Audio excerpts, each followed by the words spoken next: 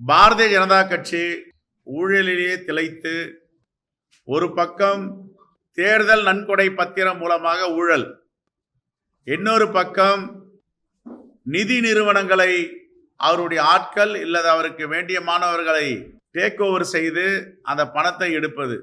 தமிழ்நாட்டு மக்களுக்கு எதிராக தேர்தல் நன்கொடை, அவருடைய ஏஜென்சிகளை அனுப்பி மிரட்டி பணம் பெறுவது என்பது வேறு.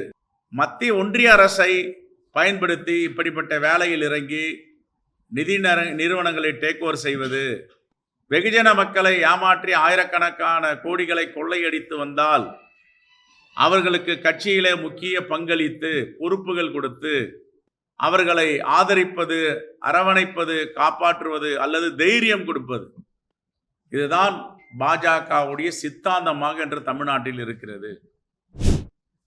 ஆனால் 2 தினங்களுக்கு முன்பு சென்னையில் நடந்த படுகொலையில் இந்த தங்க நிறுவனத்தின் பெயர் 2 நாட்களாக நாங்கள் இருந்த பொழுது அடிபடுகிறது. புதியதாக பொறுப்பேற்றிருக்கின்ற காவல்துறை ஆணையர் இந்த வெகுஜன மக்களை ஏமாற்றிய இந்த கும்பல் ஆருத்ரா கோல்ட், ஹரீஷ், ராஜசேகர் காவல்துறையில் சில மாற்றங்களை கொண்டு வந்திருக்கிறார்கள். புதிய சென்னை பெருநகர ஆணையாளராக திரு அருண் IPS அவர்கள் பொறுப்பேற்கவிருக்கிறார். கூடுதல் சட்டம் ஒழுங்கு டிஜிபியாக டேவிட்சன் ஆசீர்வாதம் அவர்கள் பொறுப்பேற்க இருக்கிறார்கள். அவர்களுக்கு வாழ்த்துக்களை தெரிவித்துக் கொண்டு வேண்டுகோளையும் வைக்கிறோம். இனிவரும் காலங்களில் அரசுக்கு எந்தவித கெட்ட பெயரும் நற்பெயருக்கு களங்கம் விளைவிக்கும் வகையில் குற்றங்கள் நடக்காமல் பாதுகாத்துக் கொள்ள வேண்டும். இதுதான் எங்களுடைய வேண்டுகோள். ஒரு 3 தினங்களாக சென்னையில் ஒரு அசாதாரண சூழல் நிலவியது. தமிழ்நாடு முதலமைச்சர் அவர்கள் எங்களுடைய வேண்டுகோளை ஏற்று தலையிட்டு உரிய ஏற்பாடுகளை செய்ததற்கு நன்றியை தெரிவித்துக் கொள்கிறோம். குறிப்பாக எல்லா விமான நிலையங்களும் கூரைகள் கீழே விழுகின்றன, கட்டிடங்கள் ஆபத்தான நிலையில் இருக்கிறது. இதற்கு என்ன காரணம் என்று கேட்ட பொழுது, தேர்தல் நன்கொடை பத்திரமாக பணத்தை எங்களிடம் வாங்கி கொண்ட பிறகு நாங்கள் எப்படி தரமான கட்டிடத்தை தர முடியும் என்ற கேள்வி அங்கங்கே எழுந்து வருகிறது. பாரதிய ஜனதா கட்சி ஊழலிலேயே திளைத்து ஒரு பக்கம் தேர்தல் நன்கொடை பத்திரம் மூலமாக ஊழல், இன்னொரு பக்கம் நிதி நிறுவனங்களை அவருடைய ஆட்கள் இல்லது அவருக்கு வேண்டிய மாணவர்களை டேக் ஓவர் செய்து அந்த பணத்தை எடுப்பது. மூன்றாவது, யார் யாரெல்லாம் கடத்தலில் ஈடுபடுகிறார்களோ, தங்க கடத்தல், மக்களிடம், ஏழை எளிய மக்களிடம் ஆசை வார்த்தைகளை காட்டி கிராமங்களில் உள்ள மக்களை 1000 ரூபாய் கொடுத்தால் நாங்கள் 1 லட்சம் தருகிறோம் என்று கடின உழைப்பால் அவருடைய வாழ்க்கை சேமிப்பை ஏமாற்றி டெபாசிட் என்ற பெயரில் பெற்று ஏமாற்றுவது பல 1000 கோடிகள், 1 2 அல்ல. இப்படி ஏமாற்றுவர்களுக்கு பாதுகாப்பு கொடுப்பது எந்த கட்சி? பாரதிய ஜனதா கட்சி என்ற ஒரு கட்சி. அது பங்கு சந்தை மோசடியாகட்டும், நிதி நிறுவனங்கள் மோசடியாகட்டும், தங்க கடத்தலாகட்டும், ஏழை எளிய மக்களிடம் ஏமாற்றி பெறப்பட்ட ஆயிரக்கணக்கான கோடிகள் அந்த உரிமையாளர்களுக்கு கட்சியில காவல்துறை முதல் தகவல் அறிக்கை FIR போட்ட பிறகு ஒரு கட்சியில பொறுப்பு கொடுக்குறாங்க. இதையெல்லாம் எதை காட்டுகிறது? தமிழ்நாட்டு மக்களுக்கு எதிராக தேர்தல் நன்கொடை, அவருடைய ஏஜென்சிகளை அனுப்பி மிரட்டி பணம் பெறுவது என்பது வேறு. மத்திய ஒன்றிய அரசை பயன்படுத்தி இப்படிப்பட்ட வேலையில் இறங்கி நிதி நிறுவனங்களை டேக் ஓவர் செய்வது, வெகுஜன மக்களை ஏமாற்றி ஆயிரக்கணக்கான கோடிகளை கொள்ளையடித்து வந்தால் அவர்களுக்கு கட்சியிலே முக்கிய பங்களித்து பொறுப்புகள் கொடுத்து அவர்களை ஆதரிப்பது, அரவணைப்பது, காப்பாற்றுவது அல்லது தைரியம் கொடுப்பது, இதுதான் பாஜகவுடைய சித்தாந்தமாக இன்று தமிழ்நாட்டில் இருக்கிறது. ஆருத்ரா கோல்டில் முதல் தகவல் அறிக்கையெல்லாம் ஒரு குற்றவாளி நாங்கள் சேர்க்கப்படுகிறோம், நீதிமன்றத்தில் நிறுத்துவோம், முதல் தகவலை கொடுத்த பிறகு பாஜக விளையாட்டுத் துறையில் விளையாட்டாக இவர்களை சேர்த்து வெகுஜன மக்களுடைய விரோதத்திற்கு ஆளாகி அவர்களிடம் என்ன பெற்றார்கள் என்று தெரியவில்லை. ஆனால் அந்த அதிகாரமும் அந்த ஏமாற்று பணமும் எதுவரை பாய்ந்திருக்கிறது என்றால், ஒன்றிய அமைச்சரை சந்திக்கிறார்கள், பிரதம மந்திரி கூட்டத்திலே கலந்து கொள்ளுகிறார்கள். இதையெல்லாம் எதை காட்டுகிறது? நீங்கள் இன்னும் ஏழை எளிய மக்களிடம் கொள்ளையடியுங்கள், ஏமாற்றுங்கள், நாங்கள் உங்களை காப்பாற்றுகிறோம். ஆனால் 2 தினங்களுக்கு முன்பு சென்னையில் நடந்த படுகொலையில் இந்த தங்க நிறுவனத்தின் பெயர் 2 நாட்களாக நாங்கள் இருந்தபொழுது அடிபடுகிறது. புதியதாக பொறுப்பேற்றிருக்கின்ற காவல்துறை ஆணையர் இந்த வெகுஜன மக்களை ஏமாற்றிய இந்த கும்பல், ஆருத்ரா கோல்ட், ஹரீஷ், ராஜசேகர், இந்த கொலை வழக்கில் ஈடுபட்டிருக்கின்ற காவல்துறை சொல்லுகின்ற அவர்களுக்கும் இவர்களுக்கும் என்ன தொடர்பு இருக்கிறதா இல்லையா? ஆதாரத்தோடு பேசுகிறார்களா இல்லையா? 2 நாட்களாக இதை மையப்படுத்தித்தான் பேச்சுகள் நடந்து கொண்டிருக்கின்றன. காவல்துறை தன்னுடைய விசாரணையை இந்த பக்கமும் விசாரிக்க வேண்டும். எதற்காக இந்த பிரச்சனை ஏற்பட்டது, இதில் என்ன தலையீடு, இதையெல்லாம் தீர விசாரிக்க வேண்டும் என்பதுதான் எங்களுடைய வேண்டுகோள். எவ்வளவு நாட்கள் வெகுஜன மக்களை, அரசியல் கட்சிகளை மிரட்டி, ஒரு பக்கம் ஏஜென்சிகளை வச்சு மிரட்ட வேண்டியது, இன்னொரு பக்கம் சமூக விரோதிகளை கட்சிக்குள் சேர்த்து கொண்டு எல்லாரையும் பயமுறுத்துவது. எல்லோரும் பெரிய பெரிய தாதாக்கள் தான் அந்த கட்சியில தலைவர்களா இருக்கிறது, முக்கிய பொறுப்புகள். இந்த கொலை வழக்கில் கைதாகி இருக்கிற ஒருவரும் பாஜக முக்கிய பொறுப்பில் இருப்பவர், இன்னொருவரும் பொறுப்பில் இருக்கிறார் என்று சொல்லுகிறார்கள். இது என்ன செய்தியை இவர்கள் சொல்ல விரும்புகிறார்கள் என்றால், நாங்கள் இப்படிப்பட்டவரைத்தான் வைத்திருப்போம், நீங்கள் கவனமாக இருங்கள், அப்பொழுது எந்த அரசியல் கட்சி தலைவர்களுக்கு பாதுகாப்பு இருக்கும்? இந்த ஒரு கேள்வி எழுகிறது. எல்லா அரசியல் கட்சி தலைவர்களுக்கும் ஒரு அச்சுறுத்தல். நீதி நியாயத்தை பேசினால், மக்களுடைய பிரச்சனையை கேட்டால் மிரட்டுவது. ஆகவே இதை காவல்துறை இரும்பு கரம் கொண்டு அடக்க வேண்டும். யாராக இருந்தாலும், எந்த பின்புலமாக இருந்தாலும் அவரை உடனே கண்டறிய வேண்டும். இனி வரும் காலங்களிலாவது இப்படிப்பட்ட மிரட்டல், உருட்டல், அதிகாரத்தை வைத்து வெகுஜன மக்களை மிரட்டுவது, அரசியல் கட்சி தலைவர்களை கொலை செய்வது போன்ற நடவடிக்கையில் யார் யாரெல்லாம் ஈடுபடுவார்களோ அவர்களை இப்பொழுதே ஒடுக்க வேண்டும் என்பதை நாங்கள் கேட்டுக்கொள்கிறோம். நாங்க சொல்லலை, நீங்க தான் சொல்றீங்க. 2 நாளா பத்திரிகையாளர்லாம் அதான் சொல்றாங்க. ஒருத்தர் மேல ஒரு எஃப்ஐஆர், முதல் தகவல் அறிக்கை பதிவு பண்றாங்க. பதிவு பண்ண பிறகு கட்சியில இணைச்சு அவருக்கு பொறுப்பு கொடுக்குறாங்க, மாநில அளவில் பொறுப்பு. கைது செய்யப்பட்டவர்கள் ஒருத்தர் அமைச்சர், முன்னாள் அமைச்சர் நாசரோட புகைப்படத்துல இருக்காரு. அவர் என்ன பொறுப்புல இருக்காரு? திமுக போஸ்டரோட சமூக வலைதளத்துல வந்திருக்கு. அதை நீங்க பாக்கலையா? அவர் கைது செய்யப்பட்டவர்கள் ஒருவர் போலீசாரால் கைது செய்யப்பட்டவர். இது ஒண்ணு. 2வது, ஒரு மாதத்தில் 132 கொலைகள் நடக்கிற அளவுக்கு சட்டம் ஒழுங்கு சீரழிந்திருக்கிறது சீமான் கூறியிருக்கிறார். இப்ப நான் இங்க கேட்கறதுக்கு முன்னாடி நான் தான் சொன்னேன், இனி வரும் காலங்களில் எப்படிப்பட்ட சம்பவங்கள் நடக்காமல் புதிய பெருநகர காவல்துறை ஆணையாளர் பார்த்து கொள்ள வேண்டும், நடவடிக்கை எடுக்க வேண்டும். நடப்பதற்கு முன்பாக நடவடிக்கை எடுக்க வேண்டும். இப்ப முன்னாடி தான் சொல்றேன். நீங்க இதை எப்படி பாக்குறீங்கன்னா, தவறு நடக்குன்னு தானே சொல்றோம், நடக்கக்கூடாதுன்னு சொல்றேன். இனிமே பாதுகாப்பு.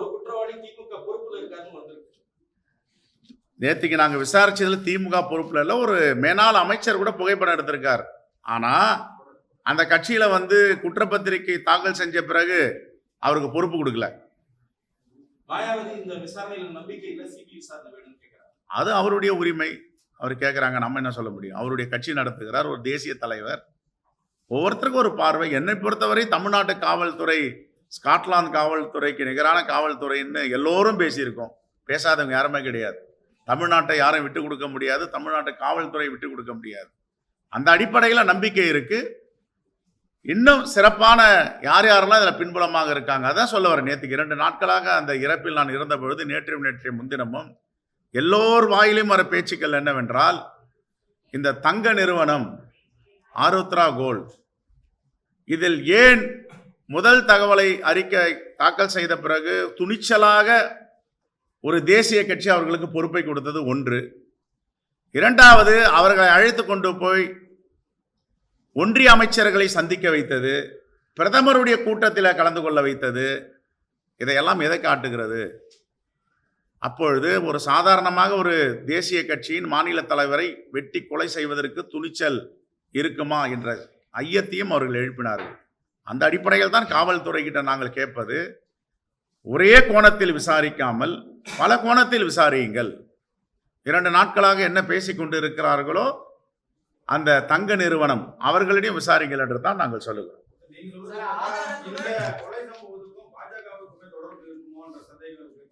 நம்ம ட்ரையல் மீடியா நடத்த முடியாதுல்ல. எங்களுக்கு எதிர்கட்சி தான் பாஜக, நான் இல்லைன்னு சொல்லலை. எதிர்கட்சி, நாங்கள் எதிரி கட்சியா இன்னைக்கும் காங்கிரஸ் பெரிய யாரையும் பார்க்காது. எங்களுக்கு கிடைச்ச தகவலை ஆதாரபூர்வமாக கடிதங்கள் கொடுத்துருக்காங்க, நாங்கள் சொல்றோம்.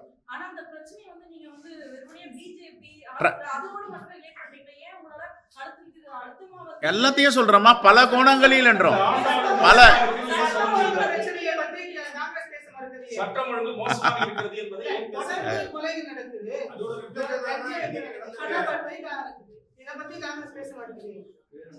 நீங்க என்ன புதுசா இன்னைக்கு தான் வரீங்களா? நேத்துக்கு வரலையா பத்திரிகையாளர் சந்திப்புங்க? முந்தாவது நாள் வந்தீங்களா? என்ன சொன்னேன் நானு? சொல்லுங்க, என்ன சொன்னேன்னு சொல்லுங்க சார். என்ன எப்படி சார் அழுத்தம்? சவுண்டா பேசணுமா? சில பேர்லாம் பேசுவாங்க பாருங்க, பத்திரிகையாளர் மிரட்டிங்கன்னு, அப்படி பேசணுமா? எங்களுடைய உணர்வுகளை வெளிப்படுத்தியிருக்கு. இனிமே இப்படிப்பட்ட படுகொலைகள் நடக்கக்கூடாதுன்ற அதுக்கு என்ன அர்த்தம்? என்ன சார் அர்த்தம் அதுக்கு? இதெல்லாம் யாருன்னா ஆதரிப்பாங்களா? ஒரு மனிதன் படுகொலை ஆதரிக்கிறான், வேடிக்கை பார்க்கறான், மனுஷனா இருக்க முடியுமா? நாங்க என்ன ஆதரிக்கிற மாதிரி கேள்வி கேட்குறீங்களா? அப்படிலாம் கிடையாது. இது வருத்தத்தக்க நிகழ்ச்சி. இது யாருன்னா ரசிப்பாங்களா? கொலை நடந்துட்டே இருக்கோங்க, நாங்கள் ஒரு கட்சி நடத்துறோம். மனிதனாய் பிறந்தவன் மனித நேயத்தோடு இருப்பன், யாரும் அதை ரசிக்க மாட்டாங்க. நாங்கள் தொடர்ந்து வலியுறுத்தி வரோம், இப்படி போன்ற படுகொலைகள் குற்றங்கள் நடக்காமல் பாதுகாக்க வேண்டும்.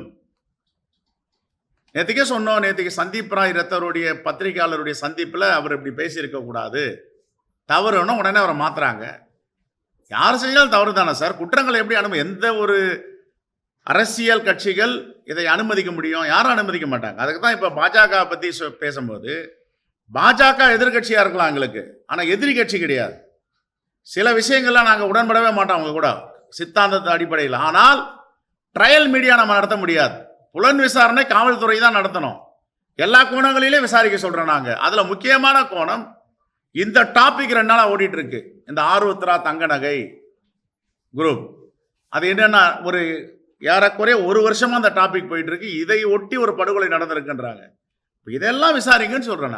நாங்க என்னவோ இந்த படுகொலைகள்லாம் பார்த்துட்டு கண்ண மூடிட்டு இருக்க மாதிரி ஒரு முறையும் கண்டிக்கிறோம். சட்டப்பேரவையில் தீர்மானமா கொண்டு வந்திருக்கோம் கள்ளச்சாராயத்துக்கு. ஆகையால நாம் என்ன சொல்றோம்னா, நான் அதுக்குள்ளலாம் போயிடல. ஸ்டாட்டிஸ்டிக்ஸ்னு பார்த்தா இந்த ஆட்சியில், இந்த மாதங்களில், இந்த வருடங்களில் இவ்வளோதான் கம்மியாக நடந்திருக்கு, அந்த ஆட்சியில் அதிகமாக நடந்து ஒப்பிட்டுலாம் பார்க்க விரும்பல. நாங்கள் அது சொல்ல வேண்டியவங்க நிறைய பேர் சொல்லுவாங்க. எங்களை பொறுத்தவரை குற்றங்கள் இல்லாத தமிழ்நாடாக மாற வேண்டும், அதற்கு நடவடிக்கை எடுக்க வேண்டும். ஆதாரத்துடன் அடையாளம் கண்டுதான் குற்றவாளிகளை பிடிச்சிருக்கோம். எந்த அரசியல் கட்சியும் அரசியல் பின்புலங்களை எழுதினால் முறையான ஆதாரத்துடன் நிரூபிக்கப்பட்டால் நாம் ஒப்புக்கொள்கிறோம். காவல்துறை நாங்க என்ன சொல்றோம், ட்ரையல் மீடியா நாங்க நடத்த விரும்பல. எனக்கு சில கடிதங்கள் கொடுத்திருக்காங்க, சந்தேகங்கள் வந்திருக்கு. அந்த அடிப்படையில் இன்னும் பல கோணங்களில் விசாரிங்க, இதுல யாரையும் விட்டுறக்கூடாது, அது யாரா இருந்தாலும் விசாரிங்கன்னு சொல்றோம். அவங்க என்ன சொல்றாங்க, காவல்துறை எடுத்த உடனே 24 மணி நேரத்தில் என்ன சொன்னாரு காவல்துறை ஆணையர், பிடிச்சிருக்கோம், சிசிடிவி ஃபுட்டேஜ் எல்லாம் மேட்ச் ஆகுது அப்படின்னா. ரைட், அதோட புலன் விசாரணை முடிஞ்சிருச்சா? இல்ல சார்ஜ் ஷீட் போட்டாங்களா? இல்ல இன்னும் நாட்கள் இருக்கு. 90 டேஸ்க்குள்ள சார்ஜ் ஷீட் போடணும். அப்ப இன்னும் நாட்கள் இருக்கு. நீங்க இதை இவ்வளவு தாமதப்படுத்தாம புதிய ஆணையாளர் வந்திருக்காரு, அவருக்கு எங்க வேண்டுகோள் என்னன்னா, பல கோணங்களில் விசாரிங்க. 2 நாளா இந்த தங்க கம்பெனியுடைய பேச்சு நிறைய இருக்காங்க, அதையும் பாருங்கன்னு தான் சொல்றோம். புலன் விசாரணையில் நாங்கள் தலையிடுறதுக்கு விரும்பல. ஃபேரா அவங்க நேர்மையா அதை விசாரிச்சு மக்களுக்கு இதுல யார் யாரெல்லாம் தொடர்புல இருக்காங்க, என்ன நடந்திருக்குன்னு சொல்லட்டும்.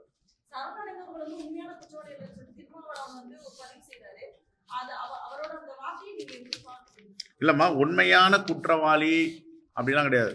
சங்கராச்சாரியார் கொலை வழக்கிலிருந்து நீங்க எடுத்துக்கங்க. சரண்டர் ஆவாங்க. சரண்டர் ஆகுங்கிறவங்க வந்து சங்கராச்சாரியுடைய கொலை வழக்கில் வந்து சரண்டர் ஆனாங்க. அப்போ சக்திவேல்னு அடிஷனல் எஸ்பி அவர் தான் வந்து இன்வெஸ்டிகேஷன் ஆஃபீஸர். அவர் தான் போய் விசாரிச்சார்.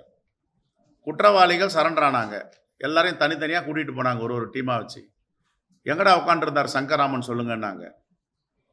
அவனுக்கு தெரியாதுல்ல, அந்த சீன் ஆஃப் கிரைம்க்கு அவன் போகல. அவன் என்ன சொன்னான், திண்ணையில் உட்காந்துருந்தாருன்னா. இன்னொருத்தன் என்ன சொன்னான், நடுவீட்டில் உட்காந்துருந்தாருன்னா. சரண்டர் ஆனவங்க எவனுமே அவர் எங்கே உட்காந்துருந்தாருன்னு சொல்ல முடியல.